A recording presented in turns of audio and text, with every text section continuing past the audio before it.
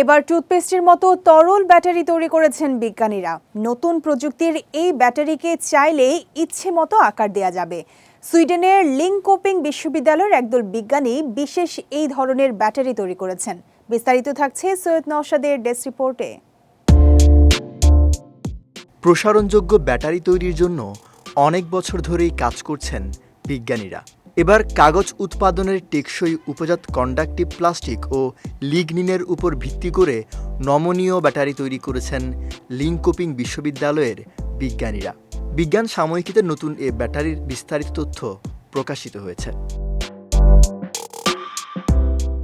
ভারতীয় সংবাদ মাধ্যম এনডিটিভি বলছে, টুথপেস্টের মতো তরল ব্যাটারি তৈরি করেছেন সুইডেনের লিঙ্কোপিং বিশ্ববিদ্যালয়ের একদল বিজ্ঞানী।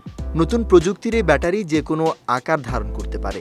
এর ফলে ব্যাটারিটি ভবিষ্যতে পরিধানযোগ্য বৈদ্যুতিক যন্ত্র, চিকিৎসা সরঞ্জাম ও রোবট তৈরিতে কার্যকরভাবে ব্যবহার করা যাবে বলে ধারণা করা হচ্ছে।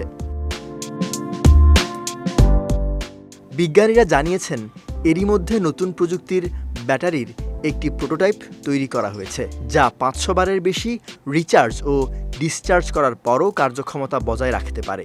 এই ব্যাটারি দ্বিগুণ দৈর্ঘ্যে প্রসারিত করা হলেও কার্যকরভাবে কাজ করতে সক্ষম।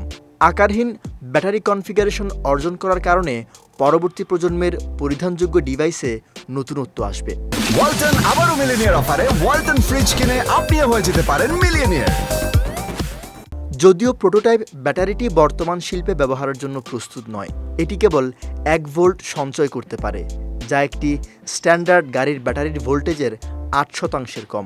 এছাড়া নমনীয় ব্যাটারি তৈরির ক্ষেত্রে অনেক সমস্যা রয়েছে। তবে গবেষকরা ব্যাটারির ক্ষমতা অনমনীয়তার উপর নির্ভরশীল নয় বলে প্রমাণ করেছেন।